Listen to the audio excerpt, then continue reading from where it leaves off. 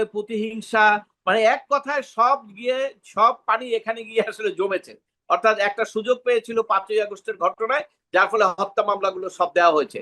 এবং এই মামলাগুলো সব মিথ্যা। এটা আপিল বিভাগে যাওয়া পর্যন্ত, যদি আপিল বিভাগের পূর্ণাঙ্গ বেঞ্চে যাবে, আমার মনে হয় না কোনো মামলায়, যদি তারা ন্যায় বিচার করার চেষ্টা করেন, কোনো মামলায় কাউকে বলবেন যে না এটা জামিন দেওয়া যাবে না।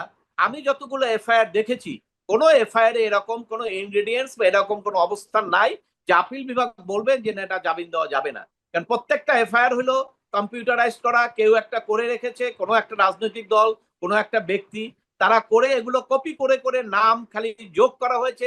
কারা কারা এমপি, কারা কারা মন্ত্রী, কার লগে কোন, কে কে বিয়ে করতে রাজি হয় না, ওই ছেলেটাকে হ্যারাস করতে হবে টাকা পয়সা নিয়ে, এই মানে পুলিশ টুলিশ সবাই মিলে এই কাজগুলো করে লক্ষ লক্ষ মানুষকে আসামি করা হয়েছে। এটা বিচার বিভাগের উপরে একটা মারাত্মক চাপ সৃষ্টি হয়েছে। কারণ আপনি জানেন, এই মামলাগুলো যদি এমন হতো যেগুলো আসলে বিচার হবে, শাস্তি হবে, তাহলে আমরা মেনে নিতে পারতাম যে বিচার বিভাগের কাজই তো এটা।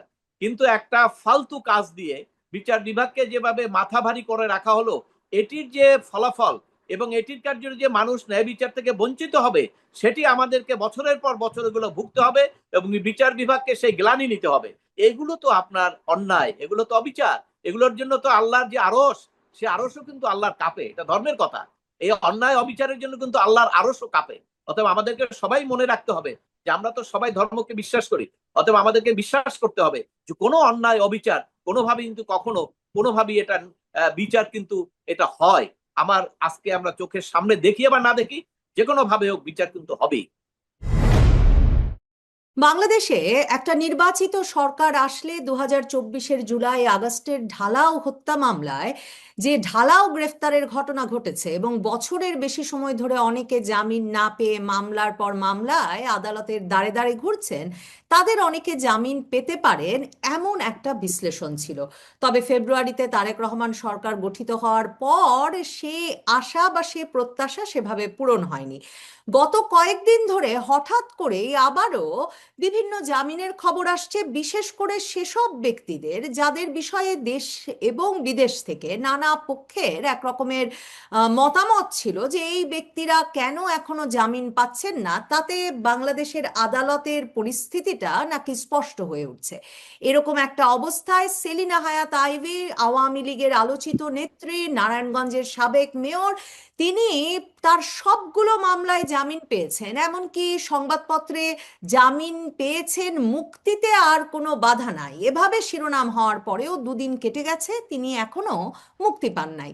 মুক্তি এখন পাবেন কিনা বলা যাচ্ছে না। সাবেক প্রধান বিচারপতি খায়রুল হক, তার ক্ষেত্রেও এই শিরোনাম হয়েছে আজ যে তিনি সবগুলো মামলায় জামিন পেয়েছেন, আপাতত মুক্তিতে কোনো বাধা নাই। ব্যারিস্টার সুমন, আওয়ামী লীগ আমলের সাবেক স্বতন্ত্র সংসদ সদস্য, তারও জামিন বহাল রেখেছে আদালত, সেই খবর এসেছে। শাকিল রূপা, সাংবাদিক দম্পতি শাকিল আহমেদ এবং ফারজানা রূপা, তাদের সব মামলায় জামিন হয়েছে, কিন্তু একটি মামলায় রুল জারি হওয়ার ফলে আপাতত মুক্তি মিলছে না, এরকমও শিরোনাম হয়েছে। মানে এই যে জামিন হয়েছে সব মামলায় কিন্তু একটি মামলায় ঝুলে আছে, কিংবা সব মামলায় জামিন হয়েছে মুক্তিতে বাধা নাই অথচ মুক্তি হচ্ছে না, কেন এমন ঘটনাগুলো ঘটছে, এ প্রসঙ্গে আলোচনায় আমার সঙ্গে এখন যুক্ত হয়েছেন বাংলাদেশ সুপ্রিম কোর্টের সিনিয়র আইনজীবী অ্যাডভোকেট মনজিল মোরশেদ। অ্যাডভোকেট মনজিল মোরশেদ, আপনাকে স্বাগত জানাই। কি হয়েছে?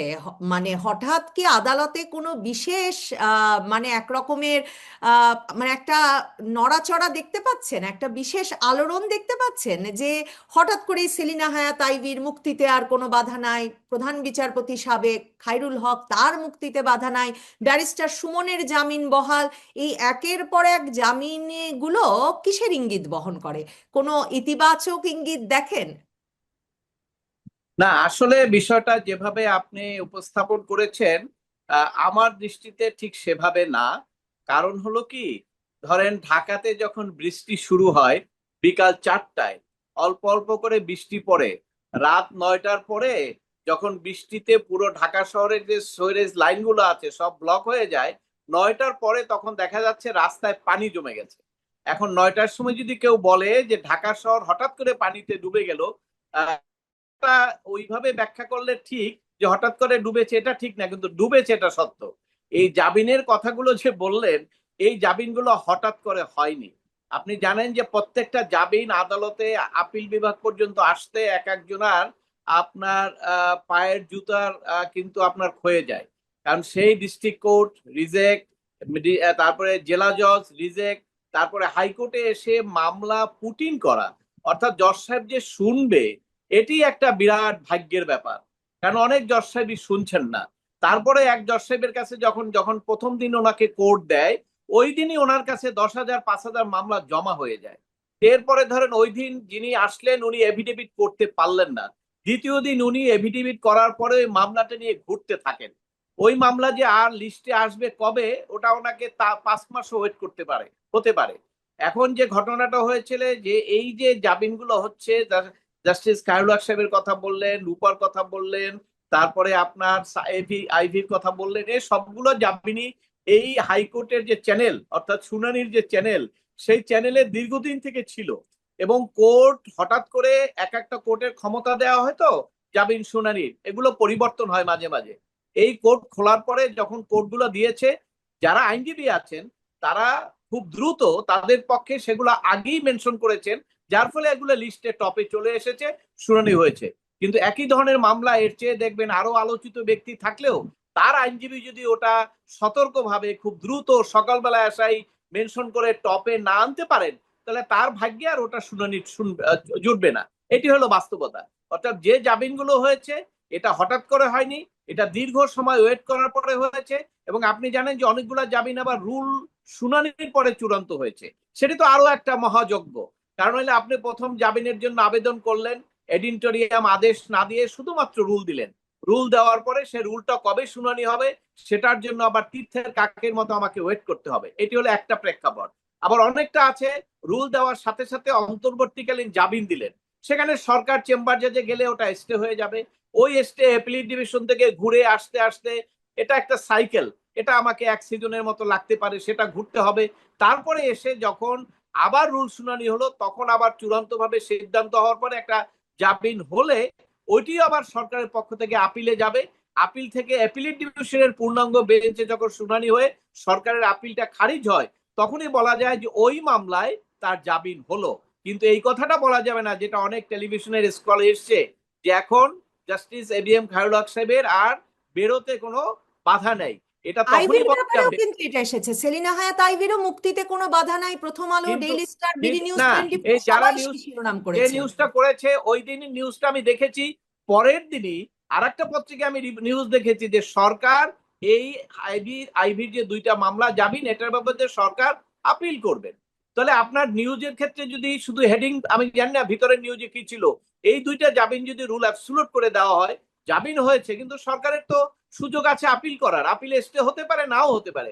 অর্থাৎ নিউজের মধ্যে যদি সেই কথাগুলো স্পষ্টভাবে বলা না থাকে, তাহলে এটা অবশ্যই সকলকে বিব্রত করে এবং সকলে কনফিউজ হয়ে যায় এবং মানে তথ্যটা তার মানে প্রমাণে আপনি অ্যাডভোকেট মনজিল মোরশেদ কোন রকম কোনো ইতিবাচক পরিবর্তন দেখছেন না আদালতে? কারণ না মানে না, এই যে আপনি এটাও ঠিক বলছেন না। যে হাইকোর্টে অন্তত শুনছেন এখন বিচারপতিরা, সেটা ইতিবাচক, নাকি আসলে কারটা শুনছেন কারটা শুনছেন না তার উপরও নানা রকম হিসাব নিকাশ আছে? মানে শিরিন শারমিন চৌধুরীর তো খুব দ্রুত হলো মুক্তি, সাবির হোসেন চৌধুরীর ক্ষেত্রে আমরা দেখেছি 3 দিনের মধ্যে উনি জামিন পেয়ে বেরিয়ে এসেছেন।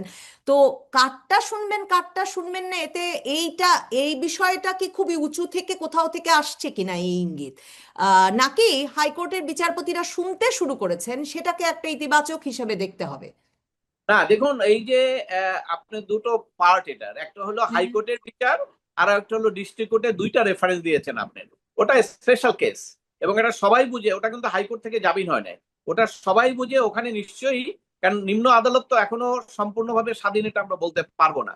এবং সেই ক্ষেত্রে সবাই বুঝে ওটা কেন হয়েছে, কিভাবে হয়েছে, ওটা আমাদের যে বেইলের সূত্র, মানে আমরা যে কাজগুলো করি আমাদের সূত্রে ওটা মেলে না, কাজে ওইটার ব্যাপারে কোনো জেনারেল আলোচনা চলবে না, ওটা স্পেশাল আলোচনা। অথবা হাইকোর্টের যে কথাগুলো বলেছেন সেখানে হ্যাঁ অবশ্যই, কারণ আগে তো 12ই ফেব্রুয়ারি নির্বাচনের আগে এই বিচারকরা তো শুনতে চাইতেন না, 5ই আগস্টের ঘটনাটা শুনতে চাইতেন না, ওনারা ভয় পেতেন, মব আছে কত কিছু আছে। ফেব্রুয়ারির পরে বিচারকরা, কিছু কিছু বিচারক, সব বিচারক এখনো ওপেন হচ্ছেন, সাহস পাচ্ছেন তা আমি বলবো না, তবে কিছু কিছু বিচারক এখন শুনছেন। কিন্তু শোনার ক্ষেত্রে তাদের একটা সক্ষমতার দিক আপনাকে বিবেচনা করতে হবে। লক্ষ লক্ষ মামলা, কয়টা মামলা বিচারক শুনতে পারেন? একদিনে যদি 200 মামলাও শুনে, তারপরেও যদি আপনার সেই 200 মামলা শুনলে সপ্তাহে হয় 1000, তো ওনার ওখানে তো 10,000 মামলা প্রথম দিনই জমা পড়েছে। যারা ওই যে প্রথম বললাম, প্রথম দিন যে সমস্ত আইনজীবীরা অতি তৎপর থেকে তাদের মামলাগুলো হাতে ছিল জমা দিয়ে দিয়েছেন, তাদের সুযোগ সৃষ্টি হয়েছে মামলাটা শুনানির পরে না বিচারকদের জামিনের প্রশ্ন আসবে। অতএব সেই ক্ষেত্রে যাদেরটা সিরিয়ালে আসতেছে সেখানে অনেকের নাম চলে এসছে এবং তাদের জামিনগুলো হচ্ছে। কিন্তু এই জামিনগুলো যতক্ষণ পর্যন্ত প্রত্যেকটা মামলা আপিল বিভাগ থেকে চূড়ান্ত না হবে, ততক্ষণ পর্যন্ত আমরা যেটা দেখি সরকারি অ্যাটর্নি অফিস প্রত্যেকটা মামলাই, মানে যে কোনো রাজনৈতিক ব্যক্তিদের প্রত্যেকটা মামলাই তারা আপিল করবেন এবং স্টে চাইবেন, এইটি হলো বাস্তব সত্য। এর ব্যতিক্রম আমরা কিছু দেখছি না। ওই পার্টে যদি কোনো পরিবর্তনের কথা বলেন, ওই পার্টে আমি কোনো পরিবর্তন দেখি না। যে অ্যাটর্নি জেনারেল অফিস থেকে একটু লিনিয়েন্ট ভিউ নিচ্ছে যে রাজনৈতিক নেতাদেরকে মিথ্যা মামলা, বিশেষ করে মিথ্যা মামলাগুলোতে অ্যাটর্নি জেনারেল অফিস আর অতটা 100% মামলায় আপিল করছে না, ওখানে কোনো পরিবর্তন আমি দেখছি না। তবে আদালত শোনার ক্ষেত্রে আপিল বিভাগ থেকে নিম্ন আদালত মানে হাইকোর্ট পর্যন্ত আমরা যেটা দেখি, সেখানে তারা তাদের অবস্থান যে পরিবর্তন হয়েছে সেটা বোঝা যায়, কারণ জামিনগুলো হচ্ছে, জামিনগুলো শুনানি হচ্ছে। তবে অবশ্যই সকল আদালতে না, অনেক আদালতই এখনো তাদের হাত গুটিয়ে বসে আছেন। মানে আসলে তো একটা মামলার চক্করেই পড়ে গেছেন যারা মামলার মানে এখন যারা আদালতে ঘুরছেন। কারণ আপনি যে বলছেন লক্ষ লক্ষ মামলা, হাইকোর্টের বিচারপতিরাই বা কত শুনবেন? ব্যারিস্টার সুমনেরই যেই মামলাটায় জামিন এখন আপিল বিভাগ বহাল রাখলেন, সেটাতে দেখলাম হাইকোর্ট তাকে আপিল করেছে, মানে হাইকোর্ট তাকে জামিন দিয়েছেন। এরপরে রাষ্ট্রপক্ষ আবার আপিল করেছেন, সেটা আবার শুনানি পেতে হয়েছে তাকে। এবং তারপর আপিল বিভাগ ওই মামলাটায় তাকে মানে তার জামিনটা বহাল রেখেছেন। তার মানে রাষ্ট্রপক্ষ তো এখনো একেবারে সর্বোচ্চ চেষ্টা করছেন প্রত্যেককে আসলে কারাগারেই রেখে দেওয়ার। আইভীর ক্ষেত্রে, সেলিনা হায়াৎ আইভীর ক্ষেত্রে 5 মামলায় জামিন হওয়ার পরে আবার 5 মামলায় তাকে গ্রেফতার দেখানো হয়েছে। হাইকোর্ট ঘোষণা দিয়ে, মানে হাইকোর্ট রায় দিল এরপর যে তাকে সুনির্দিষ্ট অভিযোগ ছাড়া যাতে আর হয়রানি না করা হয়। তো আপনি বলছেন এরপরেও আপিলের সুযোগটা তো অন্তত থাকছেই রাষ্ট্রপক্ষের। কাজেই মানে এই হাইকোর্টেও তো চক্কর শেষ হচ্ছে না সহজে। দেখুন, এই চক্করটা আসলে বেইলের যে রাইট, বিশেষ করে আমরা সবাই বলি সরকারের আইনমন্ত্রী থেকে শুরু করে ইউনূস সরকারের সময় তো অবশ্যই সবাই বলেছেন যেগুলো মিথ্যা মামলা, হয়রানিমূলক মামলা। কিন্তু যারা সরকারে থাকে তারা যদি এই হয়রানিগুলো মামলা দিয়ে ব্যবহার করতে চায়, তাহলে মানুষকে হয়রানি করা খুব ইজি। এবং সেই কারণেই কিন্তু সরকারের অ্যাটর্নি জেনারেল অফিস থেকে এখন পর্যন্ত কোনো মামলায়, আগে তো 100% মামলাই হতো, এখন হয়তো যারা যারা আপনার কিছু কিছু কেসের ক্ষেত্রে আছে, ধরেন একদম কোনো তার আইডেন্টিটি নাই, পলিটিক্যাল, আপনি তো দেখেছেন মনে হয় 2-1 দিনের রিপোর্ট, যে এই মামলাগুলো হওয়ার ক্ষেত্রে যাদের বিবাহর প্রস্তাব ছিল, যে বিবাহ হয়নি, সেই ক্ষোভেও এই 5ই আগস্টের মামলায় আসামি করা হয়েছে, তাই না? তারপরে জমি জমা দিয়ে বিরোধ, ব্যবসা বাণিজ্য, তারপরে প্রতিহিংসা, মানে এক কথায় সব পানি এখানে গিয়ে আসলে জমেছে। অর্থাৎ একটা সুযোগ পেয়েছিল 5ই আগস্টের ঘটনায়, যার ফলে হত্যা মামলাগুলো সব দেওয়া হয়েছে। এবং এই মামলাগুলো সব মিথ্যা। একটা আপিল বিভাগে যাওয়া পর্যন্ত, যদি আপিল বিভাগের পূর্ণাঙ্গ বেঞ্চে যাবে, আমার মনে হয় না কোনো মামলায়, যদি তারা ন্যায় বিচার করার চেষ্টা করেন, কোনো মামলায় কাউকে বলবেন যে না এটা জামিন দেওয়া যাবে না। আমি যতগুলো এফআইআর দেখেছি, কোনো এফআইআর এরকম কোনো ইনগ্রেডিয়েন্টস বা এরকম কোনো অবস্থান নাই যে আপিল বিভাগ বলবেন যে না এটা জামিন দেওয়া যাবে না। কারণ প্রত্যেকটা এফআইআর হলো কম্পিউটারাইজ করা, কেউ একটা করে রেখেছে, কোনো একটা রাজনৈতিক দল, কোনো একটা ব্যক্তি, তারা করে এগুলো কপি করে করে নাম খালি যোগ করা হয়েছে। কারা কারা এমপি, কারা কারা মন্ত্রী, কার লগে কোন, কে কে বিয়ে করতে রাজি হয় না, ওই ছেলেটাকে হ্যারাস করতে হবে টাকা পয়সা নিয়ে, এই মানে পুলিশ টুলিশ সবাই মিলে এই কাজগুলো করে লক্ষ লক্ষ মানুষকে আসামি করা হয়েছে। এটা বিচার বিভাগের উপরে একটা মারাত্মক চাপ সৃষ্টি হয়েছে। কারণ আপনি জানেন, এই মামলাগুলো যদি এমন হতো যেগুলো আসলে বিচার হবে, শাস্তি হবে, তাহলে আমরা মেনে নিতে পারতাম যে বিচার বিভাগের কাজই তো এটা। কিন্তু একটা ফালতু কাজ দিয়ে বিচার বিভাগকে যেভাবে মাথা ভারী করে রাখা হলো, এটির যে ফলাফল এবং এটির কার্যে যে মানুষ ন্যায় বিচার থেকে বঞ্চিত হবে, সেটি আমাদেরকে বছরের পর বছর এগুলো ভুগতে হবে এবং বিচার বিভাগকে সেই গ্লানি নিতে হবে। কারণ হলো আপনি জানেন যে অনেক প্রকৃত ঘটনা আছে। এই যে আজকে ধরেন যে বিচারগুলো হচ্ছে, যে মামলার জামিনগুলো, কোর্ট জামিনের জন্য খুব দ্রুত তাদেরকে শুনতে হচ্ছে হাজার হাজার মামলা। এখন ধরেন একটা মূল মার্ডার, অরিজিনালি একটা মার্ডার হয়েছে বা একটা রেপ কেস হয়েছে বা একটা ডাকাতি কেস, সেটা কিন্তু আর জজ সাহেব শুনতে পাচ্ছেন না। তাহলে সেখান থেকে কি তার বিচার থেকে সে বঞ্চিত হচ্ছেন না? হচ্ছেন তো। এই মেকানিজমের মাধ্যমে আপনি যেটা করলেন সেটা হলো বিচার বিভাগের উপরে একটা চরম একটা দুরবস্থা আপনি টেনে আনলেন এবং মানুষের বিচার পাওয়ার অধিকারকে আপনি ক্ষুণ্ণ করলেন। সবচেয়ে বেটার, এখনো যেটা বেটার আমি মনে করি, যে সরকার একটা ক্ষমতাটা আছে। সরকার যেমন আপনার ক্ষমতায় আসার পরে আওয়ামী লীগের সময় বিএনপির বিরুদ্ধে বিভিন্ন মামলা হয়েছিল, নিশ্চয়ই অনেক রাজনৈতিক মামলা ছিল, অনেক মিথ্যা মামলা ছিল, এটা বাস্তব, এবং সেগুলো তারা দেখেছেন, দেখে প্রত্যাহার করেছেন। প্রত্যাহার করার মধ্যে আবার অনেক অপরাধের মামলাও প্রত্যাহার হয়েছে, এটাও সত্য। কিন্তু আমরা তো সেটাও বলছি না, আমরা বলছি প্রকৃত অপরাধীর মামলা প্রত্যাহারের দরকার নাই। সরকার তো এখনো একটা কমিশন গঠন করে সমস্ত মামলাগুলো সেখানে নিয়ে সেখানে তারা দেখতে পারেন যে এই মামলাগুলো জেনুইন কিনা। কারণ এখানে কিন্তু অনেক মামলা, আমি আমার ব্যক্তিগত অভিজ্ঞতায় আগাম জামিন করতে গিয়ে আমি বলছি বাদীর সঙ্গে যোগাযোগ করো, যোগাযোগ করে দেখা গেছে বাদী বলছে যে না আমি তো এটা জানি না, এবং দেখা গেছে ওই ঠিকানায় কেউ থাকে না। তাহলে এই সমস্ত মামলা তো প্রত্যাহার হবে। এই সমস্ত মামলায় আপনার এই যে আইভি কে গ্রেপ্তার করা, খায়রুল হক সাহেবকে গ্রেপ্তার করা, অমুককে গ্রেপ্তার করা, এবং এইভাবে বছরের পর মাস আপনি জেলখানায় রাখলেন, হয়তো আপনি একটু অন্তরে শান্তি পাচ্ছেন, প্রতিহিংসার শান্তি, তাই না?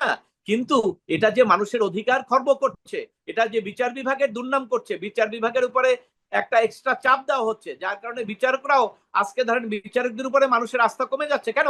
কারণ 18 মাস তো বিচারকরা এই কথাগুলো, এই বিচারগুলো করেন নাই, এবং তারা ছিলেন, তারা তো শোনেন নাই, বলছেন 5ই আগস্টের মামলা আমরা শুনবো না। আমার নিজের কথাই আমি বলছি। অর্থাৎ সেটা তো অবশ্য তাদেরও যুক্তি ছিল, তাদের উপরে যে আক্রমণ হবে, তাদের উপরে যে আপনার মব হবে, ওইটা তো প্রোটেক্ট করার মতো আইনজীবীদের ক্ষমতা ছিল না, ওটা ছিল সরকারের। আর সরকার তো তখন মবকে উৎসাহ করেছে এবং তারা ডাকাতি হিসাবে মবটাকে ব্যবহার করেছে, বিভিন্ন জায়গায় পাঠিয়েছে, হ্যাঁ তোমরা এটা করো, এবং সেই মব সন্ত্রাস চালিয়ে তো মোটামুটি 18 মাস তারা নিশ্চিন্তে ছিলেন। কিন্তু আজকে 12ই ফেব্রুয়ারির আদিরা পরে তো চেনেন না, মানে এটা তো সেই ইউনুস আমল থেকেই খবর হচ্ছে যে থানায় গিয়ে হয় বিএনপি, না হলে রেভলিউশনারি অ্যালায়েন্স, না হলে এই মঞ্চ ওই মঞ্চ, এসব নামে বিভিন্ন ব্যক্তিবর্গ ঢালাও হারে নাম দিয়ে মামলা করেছে। এমনকি সেলিনা হায়াৎ আইভীর মামলাগুলোর বিষয়ে প্রথম আলো রিপোর্ট করেছে যে কার্ড দেবে বিএনপির নেতারা, এসব প্রতিশ্রুতি দিয়ে কিংবা অন্য প্রতিশ্রুতি দিয়ে তারা এই মামলায় ঢালাও ভাবে বিভিন্ন জনের নাম দিয়েছে, সেলিনা হায়াৎ আইভীর নামও এসেছে। আপনি বলছেন প্রতিহিংসার কারণে এসব মামলা হয়েছে, ব্যক্তিগত প্রতিহিংসাতে।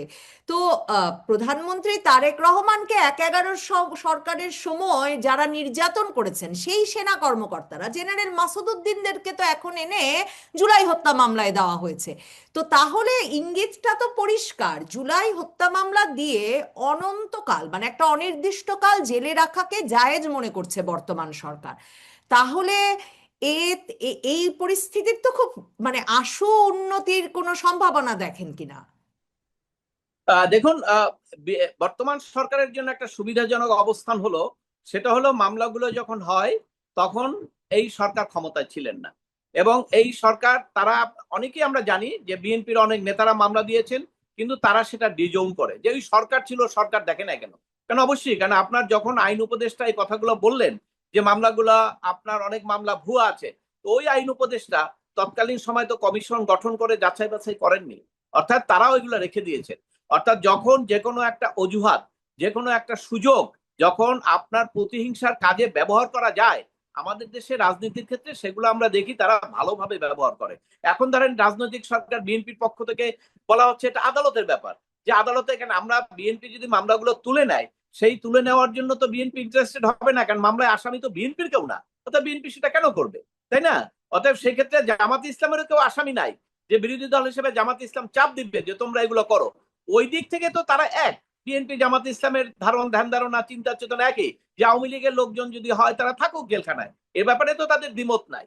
কিন্তু এখন ঘটনা হলো যে ন্যায় বিচারটা হবে কিনা, সেই ব্যাপারে যদি তারেক রহমান সাহেব এইরকম কোন নির্দেশনা দেন যে মামলাগুলো কমিশন করে যাচাই বাছাই করা হোক, তাহলে হয়তো উনি যেটা বলছেন যে প্রতিহিংসা উনি চান না, বা প্রতিহিংসার বেড়া জালে রাজনৈতিক প্রতিহিংসা আমরা চাই না, সেগুলো হয়তো তখন আমরা বিবেচনা করতে পারবো বা বলতে পারবো। কিন্তু এখন পর্যন্ত তো আমরা যেটা দেখছি সেটা হলো যে বেড়াজালের মধ্যে এই সমস্ত লক্ষ লক্ষ লোক মিথ্যা মামলায় গ্রেপ্তার হয়ে জেলখানায় আছেন, তাদের ব্যাপারে তাদের যে অধিকার লঙ্ঘিত হচ্ছে, এটা মানবাধিকার লঙ্ঘন, এটা আইনের শাসনের ব্যত্যয়, এবং এই দুটো কথা তো আমাদেরকে বলেই যেতে হবে যতক্ষণ পর্যন্ত এটার প্রতিকার না হবে। অতএব আমরা এখনো বলি যে সরকারের পক্ষ থেকে সেই সুযোগ আছে, সরকার যদি চায় এই ধরনের মানবাধিকার মানবাধিকার রক্ষার ক্ষেত্রে যে সুযোগ সৃষ্টি করা সেটা সরকার করতে পারে।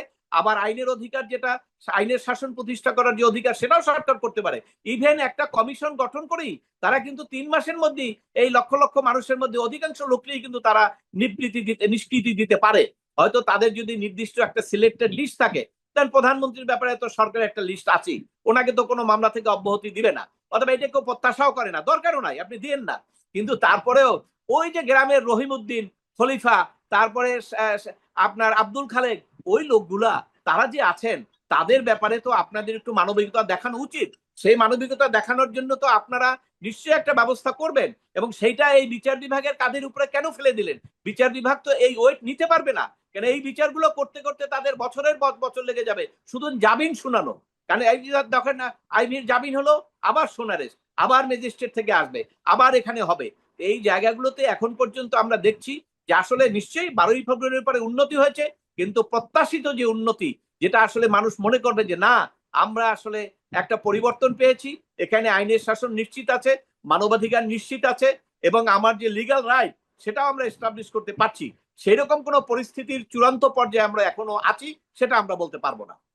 শেষ প্রশ্ন, আপনি একটু আগে বলেছেন যে নিম্ন আদালত স্বাধীন নয়, হাইকোর্ট তো স্বাধীন, কিন্তু হাইকোর্টেও মবের ভয় ছিল ইউনূস আমলে।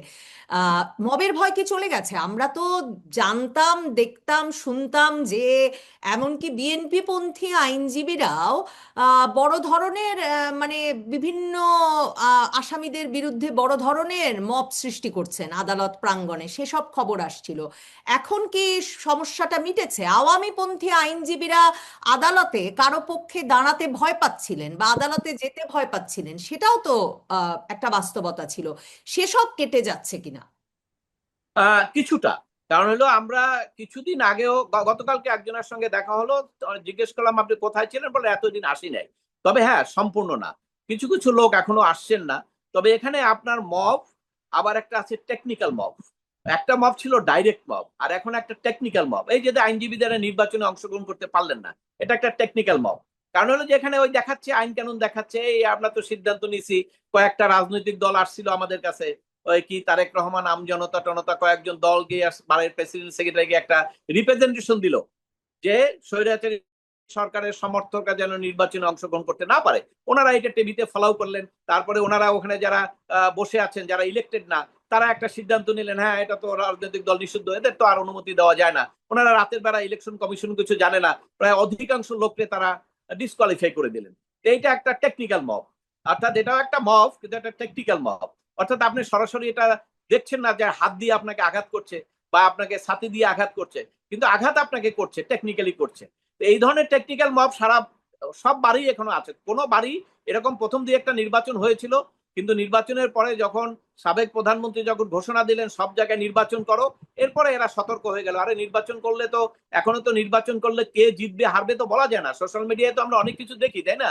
অনেকের জনপ্রিয়তা বাড়ে কমে বিভিন্ন সময়। তো সেক্ষেত্রে এই ধরনের চিন্তা থেকে হয়তো অনেকে মনে করছে নির্বাচন দিলে কে জিতে যায়, তাহলে সেটা আবার সরকারের জন্য একটা ক্ষতিকর। এই জন্য টেকনিক্যাল মব করে সেখানে কিন্তু আর কাউকে নির্বাচন করতে দেওয়া হচ্ছে না। এগুলোর মাধ্যমে কিন্তু যে সমাধানটা আসবে তা কিন্তু না। এগুলোর মাধ্যমে সরকারের কিন্তু ভাবমূর্তি ক্ষুণ্ণই হবে। কারণ আপনি জানেন যে হাজার হাজার আইনজীবী কিন্তু মনে করে যে আওয়ামী লীগের 22, 23, 24 তিনটা নির্বাচন নিয়ে তো বিতর্ক। তো 22, 23-এ তো মতিন খসরু সাহেব মারা যাওয়ার পরে নির্বাচন হয়েছে, সব কমিটি ঠিক আছে, শুধু একটা পোস্ট, একজনে এসে বসে গেলেন প্রেসিডেন্ট হিসাবে, ঠিক আছে। এরপরে 24-এ এসে নির্বাচন হলো। মানে নির্বাচন আপনি বার কাউন্সিল নির্বাচনের কথা আমাদের বলছেন? Supreme court bar. এরপরে 24-এ এসে সারাদিন ভোট দেওয়া হলো, খুব ভালো হলো। রাতের বেলা গণনার সময় একটা গ্রুপ গিয়া ইলেকশন কমিশন উপরে বোতল মারলো, আক্রমণ করলো, উনি আর ভয়ে গণনা করলেন না। পরবর্তীকালে 1 মাস পরে নিজেরাই গণনা করে বলে দিলেন নির্বাচন অমুকে দিচ্ছে। কিন্তু আজকের যে নির্বাচন হচ্ছে, সেই নির্বাচনে তো আপনি সারাদিন ভোট দেওয়ার বিষয়টাই তো নাই। তাহলে এখন এটা কি উন্নতি হলো না অবনতি হলো? এটা খুব স্পষ্ট ভাষায় আপনি অঙ্ক করলে, এটার জন্য আপনাকে অঙ্কবিদ হওয়ার দরকার নাই। এটা আপনাকে স্বাভাবিকভাবে বোঝা যায় এটা অবনতি হয়েছে। তার আমরা তো অবনতি না, আমরা তো চাইছিলাম উন্নতি। আমাদের প্রত্যাশা ছিল বিচার বিভাগে আমরা যারা কাজ করি তারা আরো স্বাধীনভাবে কাজ করব, বিচার বিভাগে আরো স্বচ্ছতা আসবে।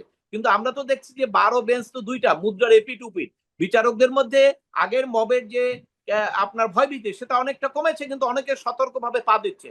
মব না থাকলেও টেকনিক্যাল মব আছে, যেমন আপনার এখনই একটা দরখাস্ত নিয়ে রাষ্ট্রপতির কাছে গেল যে অমুককে অপসারণ করতে হবে, তাহলে তো প্রধান বিচারপতি তখন তাকে আর কোর্ট দিবেন না, কারণ একটা এলিগেশন এসে গেছে না।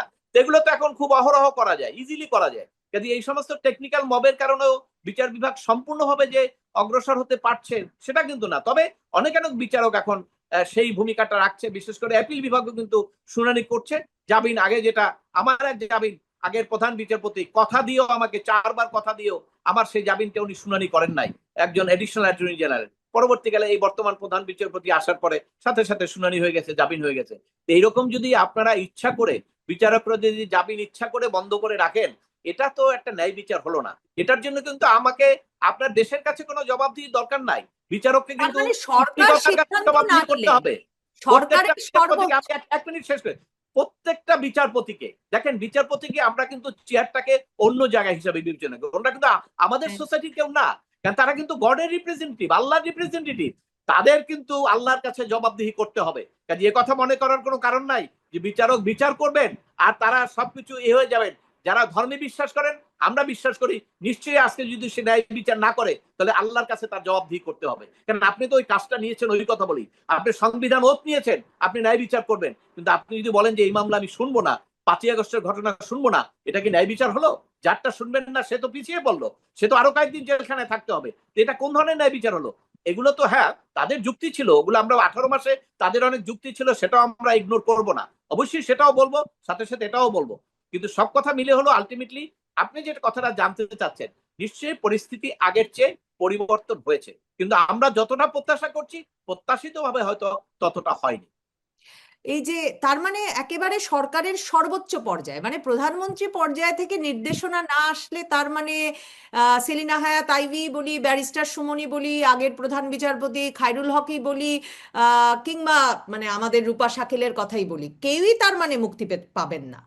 না, এটাও ঠিক না কথাটা। সরকারের নির্দেশ আসলেও কিছু আসে যায় না, কারণ সরকার কি খায়রুল হক সাহেবকে জামিন দিতে চাচ্ছেন?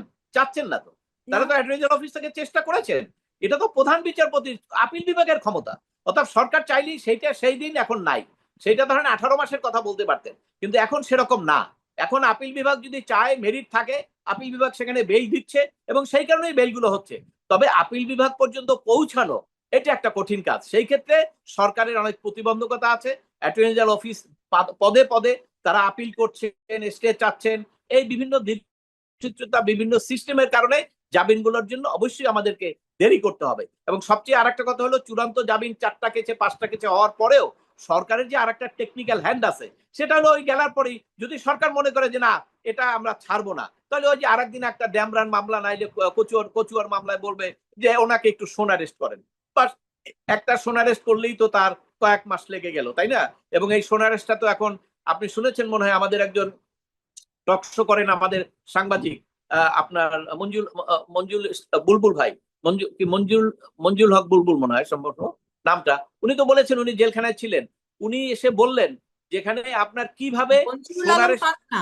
ফজলুল্লাহ পান্না, কিভাবে সোনারেস্ট হয় আর কিভাবে জামিন হওয়ার পরেও বিভিন্ন অথরিটির কাছ থেকে খবর নেয়, আচ্ছা ভাই জামিনে ছাড়বো, জামিনে ছাড়বো, জামিনে ছাড়বো, 18 জায়গা থেকে নাকি খবর নেয়। তো এটি তো একটা আলাদা সিস্টেম। এই সিস্টেমগুলো তো আইনি না, বেআইনি। এগুলোর ব্যাপারে সরকার হস্তক্ষেপ করতে পারে, এবং সেগুলো যদি করে তাহলে আমি মনে করবো যে সরকারের মনের মধ্যে অনেক স্বচ্ছতা আছে এবং সরকার আসলেই বিচার বিভাগের উপর হস্তক্ষেপ করতে চায় না। কারণ বিচার বিভাগের উপর হস্তক্ষেপ তো আপনার দুই ভাবে, এখন হলো নিম্ন আদালত তো এখনো বিচার বিভাগ সম্পূর্ণ, নিম্ন আদালতের কথা আমি আলোচনা করব না, করার দরকার নাই, ওটা সবাই বুঝে। উচ্চ আদালতের কথা যেটা বলবো, উচ্চ আদালতের আপিল বিভাগ, সেখানে তারা যেটা করছেন এখন, তারা সরকারের কথা বললেই সেটা হবে তা না, ওখানে মেরিট থাকলে যারা জামিন পাচ্ছেন, মেরিট থাকলে পাচ্ছেন না, এই অবস্থায় আমাদের আপিল বিভাগ এখন আছেন। তবে সরকার চাইলে মানে একেবারে সর্বোচ্চ আদালতের থেকে দীর্ঘসূত্রিতা করতে পারে, এটা অ্যাটর্নি জেনারেল অফিসের নতুন ক্ষমতা আছে। মামলা আবারও দিয়ে দিতে পারে যে কারণে। যেমন আপনার যদি ধরেন অ্যাটর্নি জেনারেল যদি আজকে যে বলে আজকে মামলাটা আমি শুনতে পারবো না, আমার প্রস্তুতি নিতে হবে, আমাকে টাইম দেন, কারণ আমাদের বন্ধ হয়ে যাবে, কোরবানির বন্ধ হয়ে যাবে, তখন ওই দেখা গেল টেকনিক্যালি সপ্তাহে একদিন শুনে তো দেখা গেল আর এক সপ্তাহ আছে, ঠিক আছে কোরবানির পরে আসুক, এই 2 মাস কিন্তু উনি বেশি খেটে গেলেন। এই ক্ষেত্রে অ্যাটর্নি জেনারেল অফিসের অনেক ভূমিকা আছে, তারা মামলা দীর্ঘ শুনানি করবেন না, বারাকটা দরখাস্ত করবেন, এই সমস্ত মেকানিজম তারা করতে পারে, এবং সেটা সব সরকারই করে। কিন্তু এখন এই সরকার এখন পর্যন্ত আপনার ওই যে উপরের নির্দেশনা আপনি বললেন, আমি জানি না তারেক রহমান সাহেবের কি নির্দেশনা, বিশেষ করে আপনার অনেকেই সোশ্যাল মিডিয়ায় বলা বলি করছিলেন নির্বাচনের পরে অনেকেই বের হবেন, জামিন হবেন। এখন যে জামিনটা হচ্ছেন, আপনি বলতে পারেন ওদিন যে সাংবাদিকরা দেখা করলো আর প্রধানমন্ত্রীর আশ্বাস পেলেন, সাংবাদিক আমাদের মানব জীবনের পত্রিকার ইয়া বললেন যে একটা আশ্বাস হয়েছে, আমরা দেখবো বিচারে, উনি বলেছেন এই কারণে জামিন, তা কিন্তু না। না রূপার না, জামিন কিন্তু সেটা তো না। মোজাম্মেল বাবুর জামিন, ওখানে মোজাম্মেল ওনার বাবুর জামিন তো নামঞ্জুর হয়েছে। ওনার জামিনটা হলো, হ্যাঁ ওনার আশ্বাসটা হলো উনি নির্দেশনা অ্যাটর্নি জেনারেল অফিসকে দিতে পারেন যে ঠিক আছে তোমরা চেক অ্যান্ড ব্যালেন্স করো, লক্ষ লক্ষ মানুষের সবার ব্যাপারে উদ্যোগ নেওয়ার দরকার নাই, আমাদের যারা ডাইরেক্ট লিডারশিপে আছেন বা যারা ধরেন আমাদের পলিটিক্যাল রাইভেল তাদের ব্যাপারে তোমরা জীবন দিয়ে দাও, বেল যাতে না হয়, সেটা করতে পারেন। কিন্তু অধিকাংশ মানুষ তো নিরপরাধ, অধিকাংশ মানুষ তো নিরপরাধ বলতে অধিকাংশ মানুষ তো এখানে তাদের কোনো সংশ্লিষ্টতা নাই, তারা তো পলিটিক্স করেন না, তারা আগামীতে ক্ষমতায় যাবেন না, ক্ষমতায় ছিলেনও না। অর্থাৎ তাদেরকে কেন এই যে আপনার আপনার বিয়ে করে নাই দেখা তাকে এই মামলায় ঢুকতে হলো, আপনার জমির দলিল করে দেয় না আপনাকে এই মামলায় ঢুকতে হলো, আপনার বাড়ি ভাড়া দেয় না দেখে আপনার মামলায় ঢুকতে হলো, এগুলো তো আপনার অন্যায়, এগুলো তো অবিচার। এগুলোর জন্য তো আল্লাহর যে আরশ, সে আরশও কিন্তু আল্লাহর কাঁপে, এটা ধর্মের কথা। এই অন্যায় অবিচারের জন্য কিন্তু আল্লাহর আরশও কাঁপে। অতএব আমাদেরকে সবাই মনে রাখতে হবে যে আমরা তো সবাই ধর্মকে বিশ্বাস করি, অতএব আমাদেরকে বিশ্বাস করতে হবে যে কোনো অন্যায় অবিচার কোনোভাবে কিন্তু কখনো কোনোভাবেই এটা বিচার কিন্তু এটা হয়। আমার আজকে আমরা চোখের সামনে দেখি বা না দেখি, যে কোনো ভাবে হোক বিচার